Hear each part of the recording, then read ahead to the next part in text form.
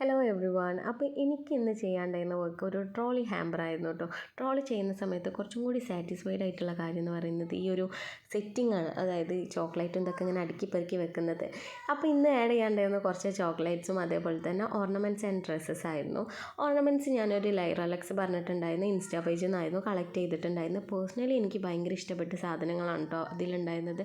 ഭയങ്കര ക്വാളിറ്റി ഉള്ള സാധനങ്ങളാണ്. അങ്ങനെ ഞാൻ അവിടെ നിന്നാണ് ഇവർക്ക് വേണ്ടിയിട്ടും പർച്ചേസ് ചെയ്തിട്ടുണ്ടായിരുന്നത്. അങ്ങനെ പിന്നെ നമുക്ക് ഡ്രസ്സസ് ആയിരുന്നു ആഡ് ചെയ്യാൻ വേണ്ടിയിട്ടുണ്ടായിരുന്നത്.